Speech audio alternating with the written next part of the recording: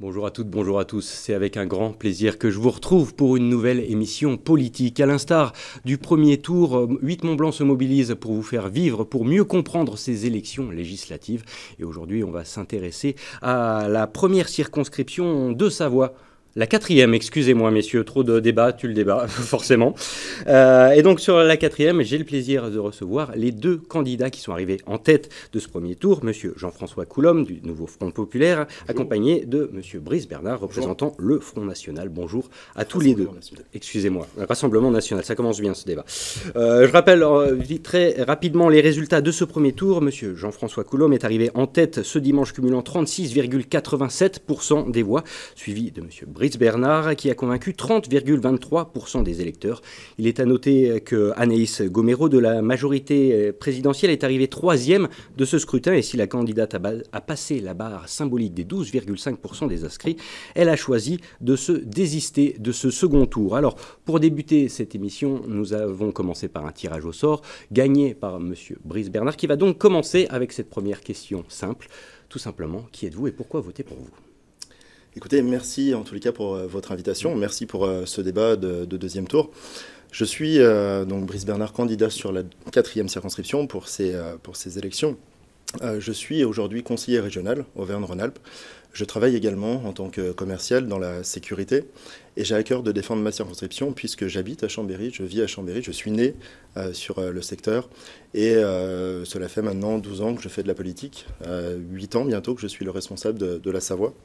Et que je porte l'espérance des Savoyards qui votent régulièrement Jordan Bardella ou Marine Le Pen sur l'ensemble de la Savoie. Je suis aujourd'hui dans plusieurs commissions, le transport, la sécurité et l'économie.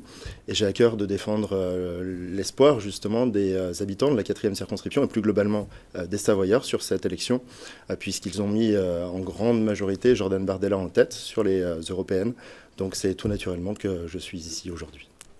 Monsieur Coulombe, je me tourne vers vous, même question, tout simplement. Oui, donc je suis le député sortant. J'étais à la commission des lois à l'Assemblée nationale durant ces 2 années, également à la délégation aux droits des femmes. J'habite dans les Bauges, donc je suis un peu au cœur du département de la Savoie. Et je représente aussi le Nouveau Front Populaire et mon mouvement est celui de la France Insoumise. Je suis également conseiller municipal de ma commune des Déserts, dans l'opposition. Et en préambule, je voudrais juste exprimer ma forte indignation de l'agression qui a été commise contre une candidate de la 3e circonscription ce matin. Et j'affirme haut et fort que ce n'est pas le moyen à utiliser pour faire prévaloir le débat démocratique dans notre pays. Et Marie Dochy qui s'est excusée avec une très bonne raison pour ne pas participer au débat. Aujourd'hui, les actualités faisant qu'elle a choisi de mettre en pause sa campagne. Je commence direct dans le dur, si vous le permettez, en me tournant vers vous, monsieur Coulombe. On va commencer avec le premier thème, le pouvoir d'achat. Un sujet très débattu au cours de cette campagne et qui tient beaucoup à cœur de tous les Savoyards et notamment au sein de votre 4e circonscription. Donc, du coup, question simple, que feriez-vous en tant que député réélu pour améliorer le pouvoir d'achat des habitants de votre circonscription ? Alors nous avons, le Nouveau Front Populaire a conclu en quelque sorte un contrat de législature avec l'ensemble des électrices et des électeurs. Et ce contrat de législature est articulé selon 2 temps. Un premier temps qui sont les mesures d'urgence que nous devons appliquer dans notre pays. Elles sont nombreuses, mais tout à fait importantes, comme par exemple l'augmentation du SMIC à 1 600 €, parce que trop de nos concitoyennes et concitoyens se retrouvent aujourd'hui avec un énorme décalage consécutif à l'inflation des prix de première nécessité, que nous comptons également dans ces 25 premiers jours bloquer, purement et simplement. Nous comptons également bloquer le prix de l'électricité parce qu'il a explosé durant ces 2 dernières années et nos compatriotes les plus fragiles et les plus modestes aujourd'hui se trouvent avec des factures qui ont également largement érodé leur pouvoir d'achat. Nous souhaitons également garantir un prix plancher pour les agriculteurs qui ont été également très largement oubliés de la politique de ces dernières années par Emmanuel Macron. Et ceci en passant par la taxation des superprofits qu'ont réalisé dans le même temps la grande distribution et les grandes entreprises de l'agro-industriel. Nous souhaitons également révaloriser les APL de 10%, puisque vous vous souvenez que Macron avait supprimé une partie des APL, là aussi pour les personnes les plus modestes. Et puis, nous bloquerons les prix et abrogerons la réforme des retraites, qui est une véritable injustice pour tant de Françaises et de Français. Tout ceci fait partie d'un programme qui a été largement financé, budgétisé, et pour lequel nous avons reçu l'aval des plus grandes autorités économistes, y compris par un prix Nobel, prix Nobel. Et donc, nous avons un programme qui a une véritable cohérence en termes de redistribution des richesses pour retourner vers la justice sociale qui a été énormément piétinée durant ces années Macron. Monsieur Bernard, je me tourne vers vous. Même question. En cas d'élection, que ferez-vous pour les habitants de la circonscription de Savoie pour augmenter le pouvoir d'achat ? Écoutez, ça fait plusieurs semaines que je suis sur les marchés de notre circonscription. Et vous savez, je vois cette détresse aujourd'hui de plusieurs centaines de Savoyards qui nous interpellent sur le fait qu'il leur reste parfois 5 ou 10 euros pour faire leurs courses, avec une complication extrêmement dure pour finir le mois correctement. La première mesure d'urgence, effectivement, elle est ciblée sur la baisse de la TVA sur l'ensemble de l'énergie, que ce soit sur les carburants, puisque dans notre circonscription, il y a des gens qui habitent aujourd'hui dans les Bauges ou sur Saint-Pierre-d'Albigny qui viennent travailler sur Chambéry. Et le coût du carburant est un véritable poids. En baissant tout de suite la TVA sur cette partie, sur un plein de 50 litres, par exemple, on gagne à peu près 15 euros. Donc c'est du pouvoir d'achat rendu automatiquement et directement. Mais ça va aussi sur l'ensemble de l'énergie, comme je vous disais, sur l'électricité, sur le gaz et le fioul. Et je crois qu'en Savoie, on en a besoin pour se chauffer, et surtout l'hiver.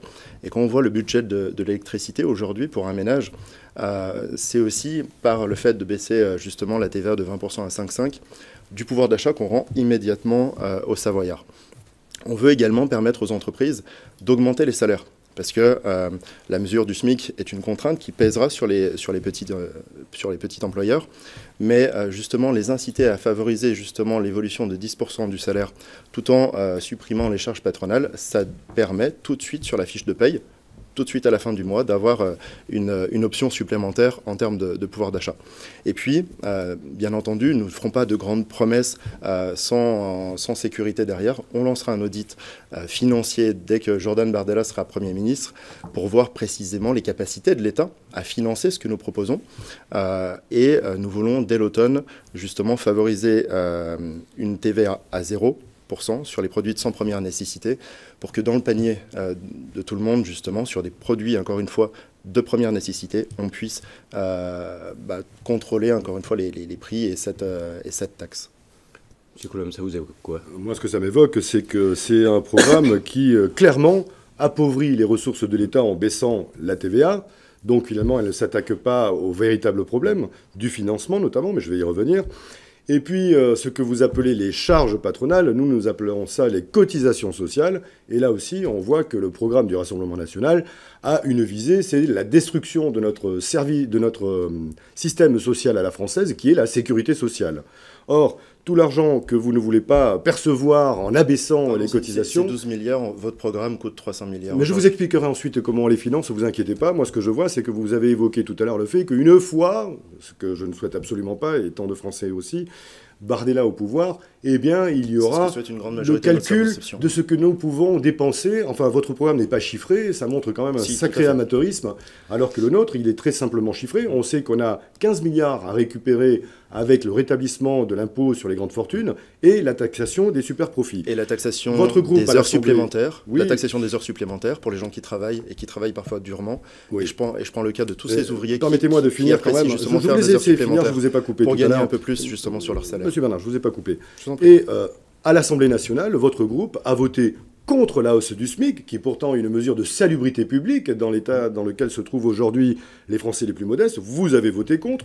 Vous parlez du blocage des prix de l'électricité. C'est étonnant parce que votre groupe également s'y est opposé à l'Assemblée nationale. C'est tout à fait étonnant. Et encore une fois, moi je dis, si vous baissez la TVA et si vous dispensez les salaires de paiement de cotisations sociales, eh bien vous détruisez le système qui permet aux retraites de pouvoir être financées, à la maladie de pouvoir être compensée par notre assurance maladie. Bien évidemment, on sait bien que vous n'avez que peu de cas pour le chômage, l'assurance chômage, puisque d'après votre... On va y revenir. Pas du tout, d'ailleurs, on veut abroger votre programme n'est pas chiffré. C'est quand même, ça devrait inquiéter chômage, beaucoup de nos auditeurs et de nos auditrices.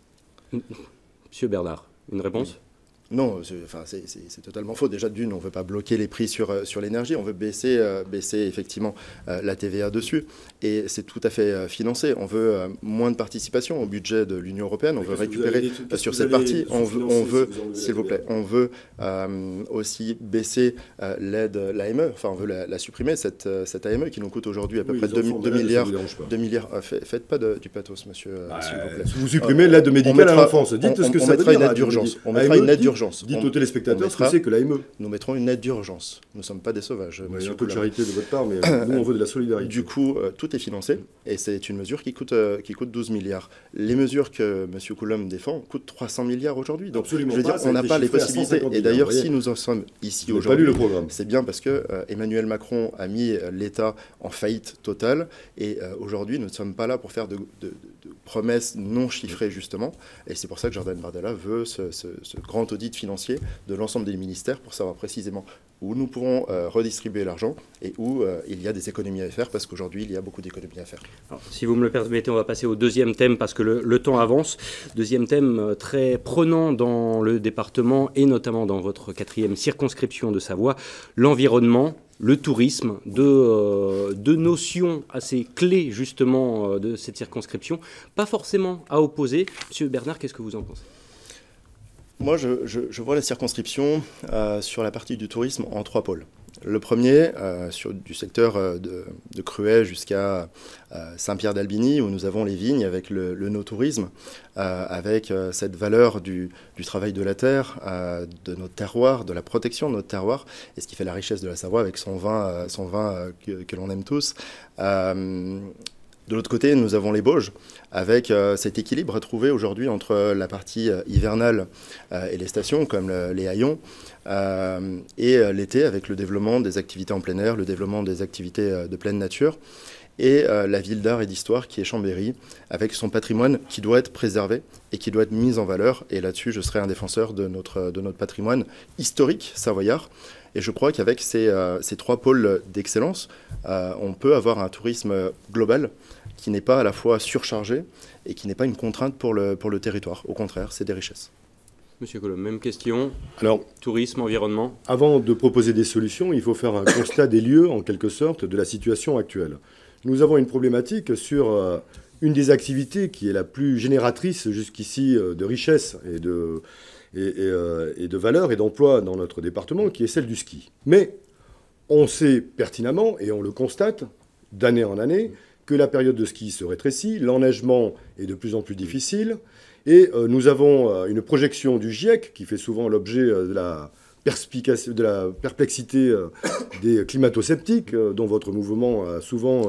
c'est très souvent fait l'écho. Nous disons, les Alpes du Nord vont subir un réchauffement climatique de plus de 4% dans les années à venir. Donc ça veut dire qu'on a déjà pris du retard. La Cour des comptes l'a déjà signalé en pointant du fait que beaucoup de nos stations de ski n'ont pas encore pris la mesure de ce changement et ne sont pas encore mis en marche pour s'y adapter. Or, nous promouvons un système de tourisme de la montagne qui soit un tourisme doux, respectueux de l'environnement, ce qui n'est pas le cas, par exemple, d'une frénésie de canons à neige qui aujourd'hui semble être la seule solution pour nos stations de montagne et qui nécessite des quantités d'eau phénoménales, que nous devons prendre d'ailleurs dans les nappes phréatiques. Et notre programme d'ailleurs prévoit que nous devons considérer l'eau comme un bien commun et la gérer avec une grande parcimonie pour que les générations montantes et à venir puissent en disposer également, puisque vous savez, c'est un bien commun absolument vital pour tout un chacun. Justement, les haillons qui font partie de votre territoire, quel avenir pour cette station ? Alors par exemple, les haillons, ils ont, étant donné que c'est une station de moyenne montagne, qui est un petit peu en difficulté sur l'enneigement, ils ont concentré en quelque sorte l'effort pour le ski sur la station du Margeria Et aux Haillons, on a par exemple des développements de très bonnes initiatives pour développer des sentiers de découverte, des sentiers de randonnée. Et c'est effectivement ce que nous encourageons de notre côté, c'est-à-dire le partage de la montagne dans son état naturel, sans avoir besoin de la bétonner, de mettre des routes, de l'acier de partout, mais en favorisant le cheminement des touristes doux, en quelque sorte. Et il y a beaucoup d'activités qui le permettent. Le VTT, le cheval, la randonnée à pied, bien évidemment, l'escalade. Donc voilà, c'est ce modèle-là de tourisme que nous voulons développer, le bien-être en quelque sorte, la tranquillité également, parce que les gens qui viennent à la montagne recherchent la tranquillité qu'on ne trouve pas, par exemple, au bord de la mer, étant donné la concentration des touristes sur nos plages. Merci beaucoup. Alors, Super. Juste, on a deux positions radicalement différentes, parce que moi, je ne suis pas contre les investissements en montagne, puisque l'investissement permet justement d'entretenir correctement le milieu de la montagne, permet aussi de mieux accueillir, justement, parce que je veux bien qu'on laisse les gens aller en pleine nature, etc. Mais sans investissement, on n'a pas les moyens, justement, d'entretenir correctement la montagne et de favoriser, justement, avec un développement de tourisme raisonné, bien entendu. On n'est pas comme en Tarentaise, hein, on parle des Bauges aussi. Il y a cette possibilité d'aller vers la nature, mais de proposer, encore une fois, des activités qui sont justes, équilibrées. Je prends le cas, par exemple, du pays suspendu des Géants aux Haillons, c'est une très bonne mesure, mais il y a aussi, pour l'hiver, au-delà du canon à neige qui, effectivement, a des contraintes, aujourd'hui, des entreprises locales, comme HL-Les-Eaux, qui travaillent sur des canons à neige vertueux et qui permettent de redistribuer avec le gaz de production de la neige, qui permet de redistribuer de la chaleur dans différents bâtiments publics, sans que cela, enfin en équilibrant justement les coûts énergétiques et en proposant encore une fois un coût énergétique à zéro et même positif petit à petit sur aujourd'hui des stations de petite montagne. Au Mont d'Or, ils ont ce système-là, qui est encore une fois, je le dis, savoyard, puisqu'il est à HL-Les-Eaux, et on peut très bien imaginer, au-delà des canons à neige, de proposer de la neige de culture par ce biais d'entreprises locales qui connaissent très bien le procédé.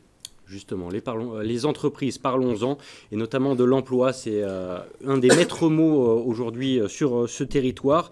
Comment aider économiquement les nombreuses entreprises implantées au sein de votre circonscription? Monsieur Coulombe, à vous la parole. Alors, dans la circonscription, comme d'ailleurs sur le plan national, le programme du nouveau Front populaire prévoit une relance par la consommation, en quelque sorte, une forme de relance keynésienne, hein, si je peux employer ce terme technique, mais qui permet, en quelque sorte, de rendre le marché plus attractif pour les entreprises et les PME et les TPE, parce que ça va créer du carnet de commandes. Des gens, des Françaises et des Français qui ont les moyens de consommer, eh bien, ça fait des consommateurs, donc des clients, et ça fait vivre les entreprises. Donc nous, si vous voulez, on a cette très forte corrélation entre le fait que les gens aient les moyens de consommer et puis le fait que ça crée de l'emploi, tout simplement, et que ça permet aux entreprises de vivre. Bien évidemment, cela a un coût, puisque les entreprises également devront passer aux 1 600 € de revenu minimum, de SMIC. Eh bien, nous avons prévu, puisque tout est chiffré, encore une fois, je vous le dis, le sérieux de notre programme sur le plan budgétaire et économique n'est pas à démontrer.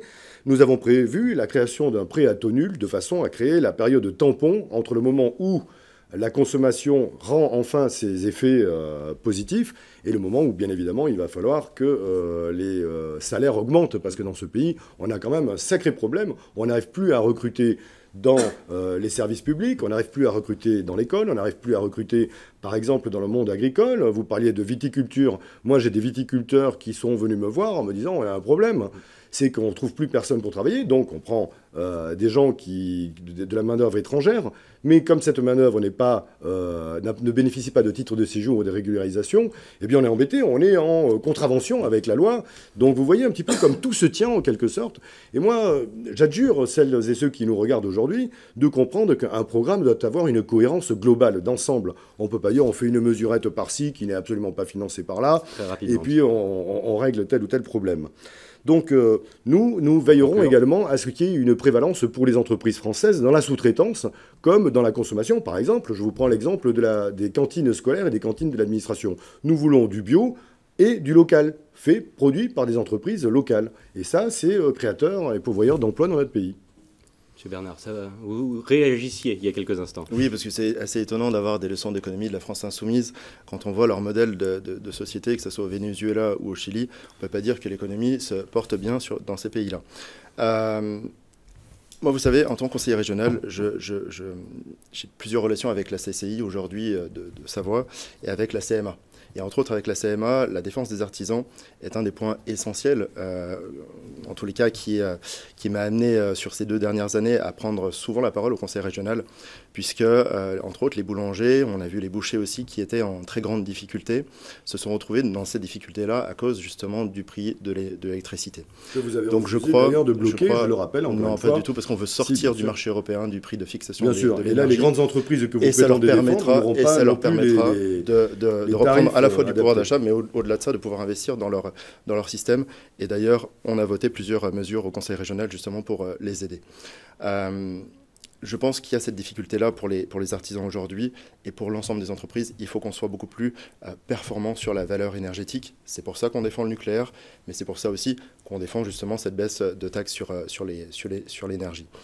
Au-delà de ça, moi j'irai voir les chefs d'entreprise pour leur parler, pour connaître leurs difficultés. Et je défendrai les circuits de l'alternance. Parce que je pense que par l'alternance, aujourd'hui, on favorise à la fois un jeune qui a envie de s'intéresser à différents métiers, que ce soit dans l'industrie ou dans l'artisanat. Et ça permet justement de continuer à garder, à maintenir des filières d'avenir, parce qu'aujourd'hui, on manque de plus en plus de jeunes. Et on est obligé, justement, parfois, j'ai des chefs d'entreprise qui me le disent, de faire venir une main-d'œuvre justement immigrée, parce qu'on n'a pas les structures, les filières nécessaires. Et je me suis battu pour ça. J'irai aussi au-devant du service public, au-devant des institutions. J'irai voir l'hôpital de Chambéry qui est en souffrance aujourd'hui et également nos forces de l'ordre pour proposer justement différentes mesures à l'État pour se réapproprier des moyens, à la fois pour améliorer les salaires justement de nos infirmières qui travaillent jour et nuit, mais également des forces de l'ordre qui font un métier formidable. Ben dans ces cas-là, pourquoi vous avez voté contre l'augmentation du SMIC à l'Assemblée nationale? Il va falloir quand même que vous ayez un peu de cohérence et les gens ne vont pas comprendre votre programme. Ils vont finir, excusez-moi, je ne vous ai pas interrompu, ils vont ne finir par comprendre qu'une seule chose, c'est que votre programme, en dehors de refaire du Macron plus saupoudré de racisme et d'LGBT-phobie, par exemple, eh bien, qu'est-ce qu'il y a comme nouveauté dans votre programme? Rien. Et en plus, il n'est même pas budgété. Vous voyez, quand vous parlez de baisser la TVA, il faut que toutes celles et ceux qui nous entendent comprennent que si nous n'avons pas ces ressources de la TVA, nous n'avons plus la puissance publique pour financer nos services publics. Ça veut dire moins d'hôpital. Donc, finalement, vous prétendez vouloir relancer l'hôpital. C'est pas comme ça que vous allez y arriver. Ça veut dire moins d'hôpital. Et en supprimant les cotisations sociales, ça veut dire moins de sécurité sociale. Je ne crois pas que les Françaises et les Français, quel que soit leur habitat urbain, périurbain ou rural, puissent y voir un moindre bénéfice à détruire finalement la puissance publique. Mais ça, on sait que vous êtes assez ennemi finalement des fonctionnaires. Excusez-moi, je termine. Et pour ce qui concerne les fonctionnaires, je vous rappelle que dans notre programme, il y a une revalorisation de 10% du point d'indice pour les fonctionnaires. Ça concerne bien évidemment les infirmières, ça concerne les enseignants, ça concerne bien évidemment les policières et les policiers, les gendarmes, ça concerne tous les fonctionnaires de ce pays. Et donc vous voyez que de quel côté est ce programme, ce n'est pas de ceux que vous prétendez défendre. Je crois que les Français et les Savoyards savent très bien qu'en partie économique, ceux que vous proposez aujourd'hui sont des vaines promesses, vous n'arriverez pas à les tenir. C'est pas une promesse, c'est juste de redistribuer équitablement les ressources de ce pays, 6e puissance du monde. Comment vous financez? Nous, la différence de vous, c'est qu'on va chercher l'argent où il se trouve, c'est-à-dire dans les super profits et dans les super milliardaires. Mais pas du tout, pas du tout. On l'a vu pendant toutes ces années à l'Assemblée nationale. Vous avez voté les mêmes lois ultralibérales de Emmanuel Macron. Ils ne verront aucun changement avec votre politique si jamais, par malheur, sur le pouvoir d'achat, sur la sécurité, bien sûr que ça. Alors, messieurs, si vous me le permettez, on va enchaîner parce que malheureusement, le temps file à une vitesse hallucinante. Et je vais tout de suite enchaîner avec le 4e thème propre à votre circonscription, celle de la gestion, justement, on l'a un petit peu évoqué, des stations de moyenne montagne. Alors, on a cité les Haillons tout à l'heure, qui est forcément l'une des destinations phares de votre circonscription. Quel avenir, concrètement, pour ces domaines, Monsieur Bernard? Encore une fois, moi, je ne suis pas contre le développement sur la partie du ski, et je pense qu'il faut le faire de façon vertueuse. Il y a des entreprises qui sont pionnières dans ce domaine et qui aujourd'hui exportent leur savoir-faire, alors qu'à côté de chez eux, comme je vous ai dit, cette entreprise de Challes-les-Eaux qui aujourd'hui crée de la neige et qui permet de redistribuer par des réseaux de chaleur sur des bâtiments municipaux, ça fonctionne. Ça fonctionne aujourd'hui en Auvergne, ça fonctionne dans d'autres pays étrangers, et c'est des structures qui permettent, encore une fois, d'accompagner le dérèglement climatique tout en maintenant justement des activités qui sont essentielles sur notre territoire et qui permettent justement encore une fois, la saison du ski de se maintenir. Mais je crois aussi qu'il faut développer petit à petit le tourisme de 4 saisons, aussi bien sur l'été, mais aussi peut-être par des séminaires sur l'entre-saison ou sur d'autres possibilités dans le côté bien-être, pour bien respirer, pour bien vivre. Et le massif des Bauges, entre autres, s'y prête parfaitement. Excusez-moi, Monsieur Coulombe. Donc c'est un sujet qu'on a, déjà abordé, donc je vais faire court. Moi, je rappelle quelle est notre position. Le tourisme doux, c'est-à-dire le développement des activités de pleine nature et de 4 saisons, l'escalade, le VTT, la randonnée, le cheval. Et puis, il y a un sujet qu'on n'a pas abordé concernant les stations de ski. Et là, personne n'en parle, mais en réalité, on a un problème. C'est-à-dire que les bâtiments sont de plus en plus vétustes, nécessitent de grandes rénovations, d'une part, et d'autre part, sont terriblement mal isolés. C'est des véritables passoires thermiques, et l'hiver, c'est un puits sans fond pour l'énergie. Eh bien, nous, dans notre programme, nous avons des mesures d'urgence pour isoler massivement l'ensemble des bâtiments de ce pays, et ça créera des dizaines de milliers d'emplois. Et ça, c'est vertueux, parce qu'en réalité, ça permettra ensuite à des gens de venir en villégiature dans notre beau département, avec des bâtiments qui ne représentent pas un coût exorbitant d'entretien et de chauffage. Pour conclure, messieurs, si vous me le permettez, je vous propose une question libre, tout simplement.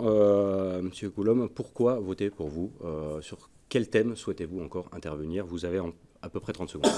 Eh bien, si j'ai 30 secondes pour conclure, ce qui est un peu court, vous l'admettrez, moi je pense qu'il faut que celles et ceux qui nous regardent prennent connaissance du programme que nous proposons, et qui est un programme en parfaite rupture avec tout ce qui s'est fait ces dernières années, c'est-à-dire un ultralibéralisme d'Emmanuel Macron, et la même chose en réalité de la part de Le Pen. Eh bien, nous avons un programme, ce contrat de législature que je vous invite à lire, à parcourir, et vous verrez que là, on a un changement radical de tout ce que nous avons vécu ces dernières années. On aura une loi sur le pouvoir d'achat, très importante, une loi sur la santé pour lutter contre les déserts médicaux, une grande loi éducation qui, d'ailleurs, abrogera le choc des savoirs, qui est une horreur, qui est une sorte de tri absolument épouvantable entre nos enfants. Nous entamerons une planification écologique réellement sérieuse et non pas une espèce de saupoudrage. Et un dernier. Et nous lutterons contre toutes les formes de racisme. Et là, ça vous concerne en particulier, puisque c'est la spécificité de votre positionnement, comme chacune et chacun pourra le constater en regardant les prises de parole de vos candidats. Merci beaucoup, Monsieur Coulombe. Monsieur Bernard, vous avez un petit peu plus de temps, il vous reste environ 1 minute 30. Moi, je dirais aujourd'hui qu'il y a 2 priorités. La première, c'est effectivement la question du pouvoir d'achat. On en a discuté. La deuxième, c'est la partie de la sécurité. Vous savez, quand vous allez faire du porte-à-porte pendant cette campagne, j'en ai fait un petit peu sur Chambéry en tous les cas, j'ai rencontré des gens qui étaient en détresse sécuritaire, des personnes âgées qui ne sortent plus aujourd'hui de chez elles. Je me rappelle d'une dame qui m'avait dit prendre une douche, se rhabiller le soir, être prête à partir si son immeuble était incendié pour une 3e fois. C'est des pompiers qu'il faut embaucher. C'est des personnes, c'est des forces de l'ordre qu'il faut embaucher, Monsieur Coulombe, précisément. Il faut mettre de la sécurité. Et il faut mettre de la sécurité dans nos quartiers, parce qu'aujourd'hui, par exemple, le Covet, s'il vous plaît, je ne vous ai pas coupé tout à l'heure. Au Covet, par exemple, il y a eu plus de 10 incendies criminels, enfin, dont un criminel, puisqu'il y a eu 2 morts. Et je crois qu'aujourd'hui, la question de la sécurité est essentielle. Il y a une agression toutes les 44 secondes dans notre pays. Et je prends le cas de notre candidate ce matin. C'est un cas qui illustre parfaitement ce que je dis. Et c'est des choses qui sont, encore une fois, à mettre au devant, des questions prioritaires. Pourquoi voter pour moi? Je suis conseiller régional. Aujourd'hui, je porte les dossiers locaux à la région. Depuis maintenant 3 ans, je suis prêt. Je suis prêt à être député et à porter ma circonscription. Vous savez, je vois en face de moi un député fantôme qui n'est pas présent. Absolument faux. Vous puisque je le dis, s'il vous plaît, je ne vous ai pas coupé, Monsieur Coulombe. Vous faites une allégation qui est faute. Ce sont les maires, monsieur, qui me le disent. C'est absolument faux. Ce sont les maires qui me le disent. Eh bien, écoutez, moi, j'ai d'autres témoignages de la satisfaction des gens. Je ne vous vois pas aux commémorations. Je ne vous vois pas aux commémorations pour les soldats morts pour la France. C'est absolument faux. Je ne vous ai pas vu, Monsieur Coulombe, à la commémoration pour les victimes du terrorisme. Et je crois quasiment toutes les commémorations. Et si vous voulez, si vous étiez présent, monsieur, je suis tout le temps présent. Je suis tout le temps présent. Et je crois qu'en tant que député de la nation, c'est un devoir d'être présent justement à ces commémorations. Donc, en tant que député, je serai présent pour mon territoire, je serai présent pour nos industries et pour nos entreprises, et je serai à l'écoute. Et je ferai fi des étiquettes des uns et des autres pour justement mieux les défendre à l'Assemblée nationale. Messieurs, merci de vous être prêtés au jeu. Merci de votre disponibilité. Merci à vous. Merci. On en termine ici pour la 4e circonscription de Savoie. Merci à toutes et à tous de votre intérêt pour la politique sur notre antenne. Bien évidemment, 8 Mont-Blanc continue de se mobiliser. Il reste encore un débat aujourd'hui avant, bien sûr, la soirée électorale de ce dimanche soir. Vous nous retrouverez en direct des 2 préfectures de Savoie et de Haute-Savoie. D'ici là, nous vous souhaitons une agréable fin de journée sur nos programmes. À bientôt.